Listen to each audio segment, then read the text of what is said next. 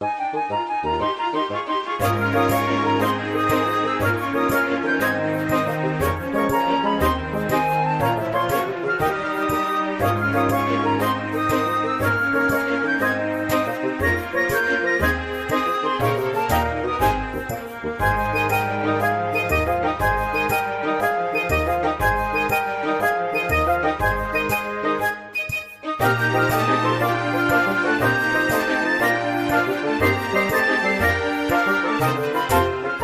engines on the railway look forward to this time of year. They love how merry and jolly everything is, and they especially love seeing the railway covered in a thick blanket of white. And they especially love... God damn it, now I'm stuck in this snowdrift. Oh, okay then. I guess I can't do anything right, can I? Alright then. Fuck you. It's not like I was getting good pay or anything from you bastards. Fuck you. I can't do anything right, can I? Fuck it. Great. Just my fucking luck. I get stuck in a snowdrift while these passengers need to get home. And as we all know, passengers will bitch and moan at any minor inconvenience. I can't wait till help arrives. Luckily, help arrives sooner than expected. ASS, I'm so glad you're here. Don't worry, we'll get you out soon. And ASS was right. Well... Thank you, ASS. No problem. And soon Jordan puffed away. Shut up, narrator, sorry. Now, the main setup of this might make you think, oh, this is a Jordan and ASS story. But no, it's a story about Peter Sam. Of course it is. Don't you just love this time of year? Yes, we do, but there's just... so much snow! I'm surprised we haven't gotten stuck in a snowdrift like Jordan has. Yeah, but I would just consider ourselves lucky in that regard. Soon Peter Sam arrived at the— Shut up, narrator! Okay, I'm sorry. All of a sudden, Peter Sam noticed a familiar figure. Oh, hello there, Mr. Ferguson. Mr. Ferguson turned towards Peter Sam, and he looked very glum. Oh, what's wrong, Mr. Ferguson? Don't tell me more hobos have been doing it in the handicap stall again. No, it's worse than that. What can be worse than the stench of hobo jizz? The railway casino is in danger of closing due to there not being as many people coming to the establishment. How awful. Unfortunately, that's just how life goes. You know, I wouldn't have expected it to get this bad. I mean, I knew there were less people coming to the establishment in 2018, but I didn't expect it to get this bad.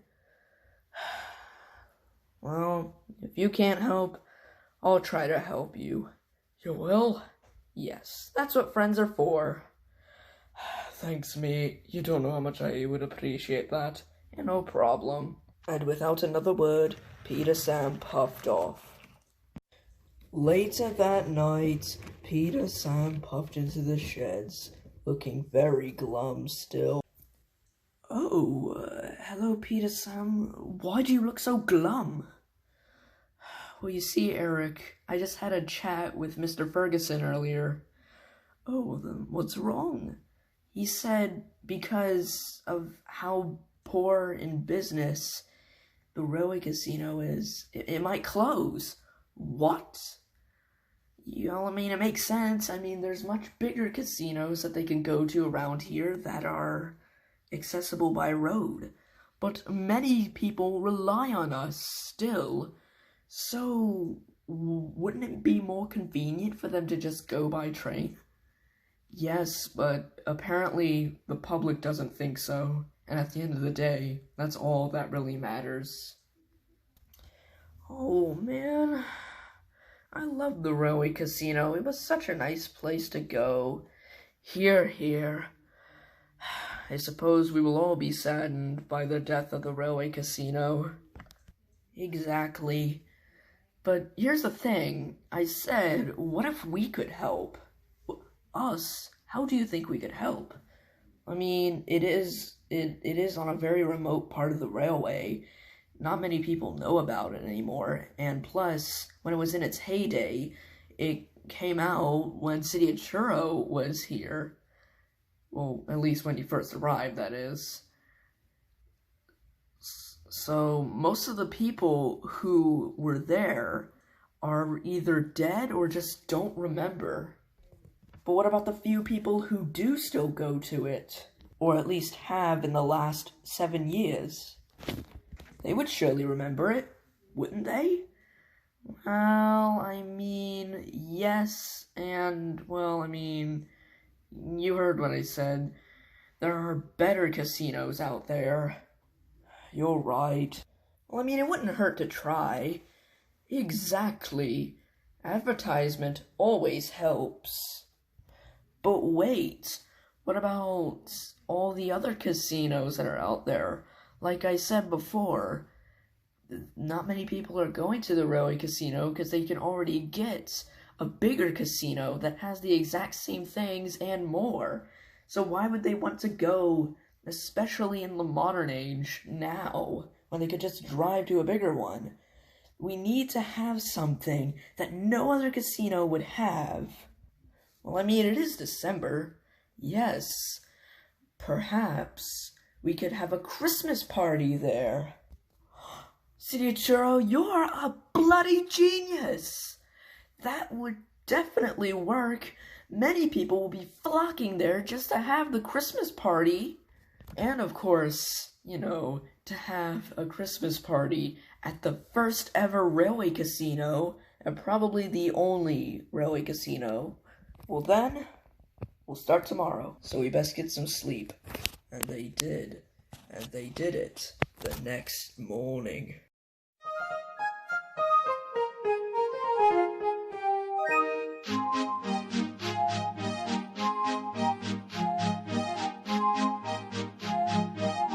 Cos tooty poo smash!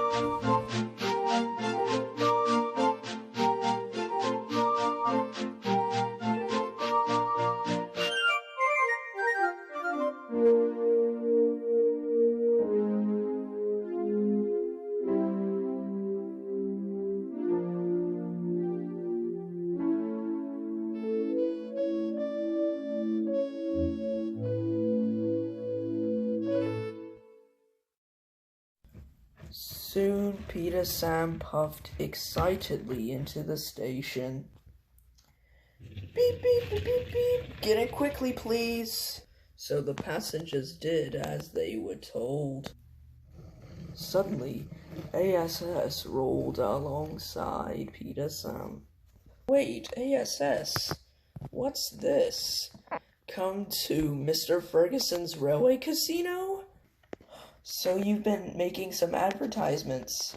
Yes, I have. In fact, in this coach are almost half the coach's capacity. Wow. Thank you, ASS. This is really nice. No problem. As they say, that's what friends are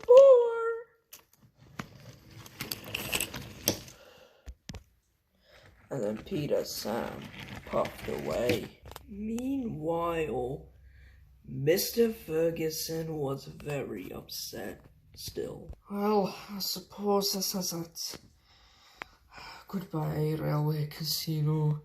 I'll probably have to file for bankruptcy, but next year, considering all I got was 2 new people coming in. Actually, those are the only people here today. Suddenly, he was flooded by a bunch of whistles and a horn. What's going on? There, filled to the brim with passengers, was the entire railway. Mr. Ferguson was dumbfounded. What? All these people here for me? This has to be some sort of joke. It's not, sir. In fact, it was. And just as he was about to say who was responsible, Peter Sam arrived. It was me, sir. What? Peter Sam? You did all this for me? Why, of course I did. I couldn't just leave you in the shite. Oh, thank you. You really are a good mate. No problem.